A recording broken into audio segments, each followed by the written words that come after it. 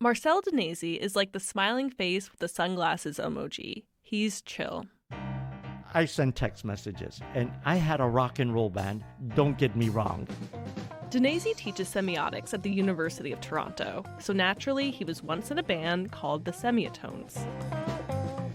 One member of the Semiotones always ended her text with a smiley face, until one day... She sent me a text that it was not there, and I started to panic. I said, oh my God, something is going on in her life. Danesi called her to find out what was going on. Sure enough, she was having a bad day. The absence of the smiley face said it all. I knew right there and then that this is a very powerful new form that is emotive and communicatively powerful. It moved me to call her up. Text, emails, and emojis might seem like they're making us lazy writers. But over time, very specific rules developed. Like if you don't use multiple exclamation points or throw in a smiley face, something might be wrong. Emojis bring warmth and tone to electronic communication. Even if it's ironic and so on, in the end, smile, laugh it off, life is too short. I don't know if I can say this in American program, but your president does not use them. I know words, I have the best words. There are other unspoken guidelines too. You might say LOL ironically after something terrible happened, or you might use capital letters or periods to show you're angry. So if you send someone sounds good with no period, then that's kind of this sort of flat or default intonation. Gretchen McCulloch is the author of Because Internet, Understanding the New Rules of Language. But if you send someone sounds good with a period, it sounds kind of like sounds good. McCulloch says, like speaking, writing now has formal and informal versions, but that doesn't mean the internet will kill off the formal sentence. You know, you talk differently to your dog than you do to your boss, or at least I hope so.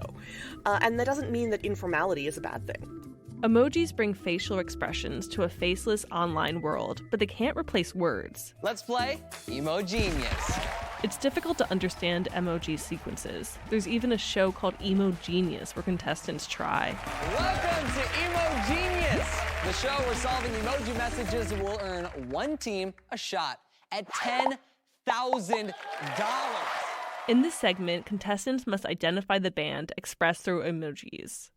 A white square, album, park ranger, and pepper emoji appear on the screen. Go.